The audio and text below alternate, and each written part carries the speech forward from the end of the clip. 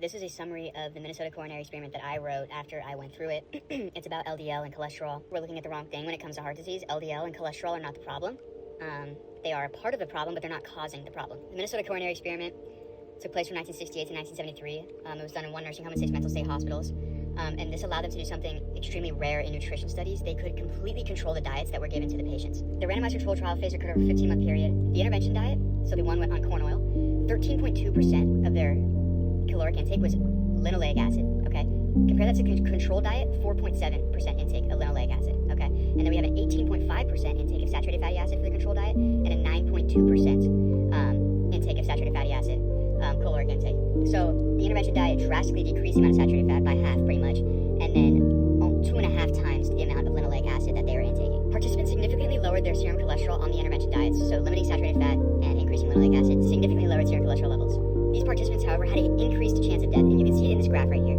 The change in serum cholesterol, the more it went down, the more the probability of death went up, and that was for all causes. Here's some more graphs. So this is kind of to show you what the lines are. Here's the diet, and here's the control. So the intervention diet and the control diet, especially in ages of 65 and above, the more that the time went on, right around 400 days, 500 days, the control diet in red were much less likely to die compared to the intervention diet that was decreasing their saturated fat intake, okay?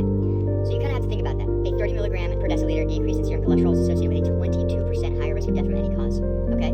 So the investigators hypothesized that participants in the intervention group on the corn oil diet would have fewer myocardial infarcts, or infarctions, which are heart attacks, okay?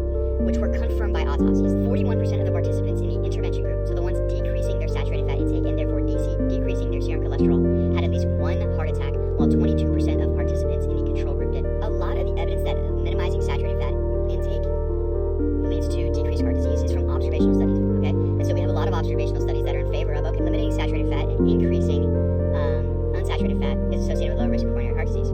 However, other large prospective observational studies and another pooled analysis found no association, right? And so now you have observational, non-randomized studies with inconsistent results. And so you can't really make a claim out of those observational studies. And then on top of that, we have randomized control trials like the Minnesota coronary experiment and the Sydney diet heart study that go against the diet heart hypothesis, that say when you decrease cholesterol, you actually have an increased chance of dying from all causes and coronary heart disease. They never say to limit linoleic acid intake, but it's clear if you increase your linoleic acid intake to percentages above 10, maybe even above 7, that has a negative impact on your health.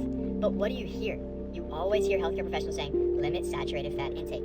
But here's the thing, limiting saturated fat intake, according to studies like these, does not automatically mean that you're reducing your risk of heart disease. It can actually mean you're increasing your risk of heart disease, or potentially increasing your risk of all-cause mortality.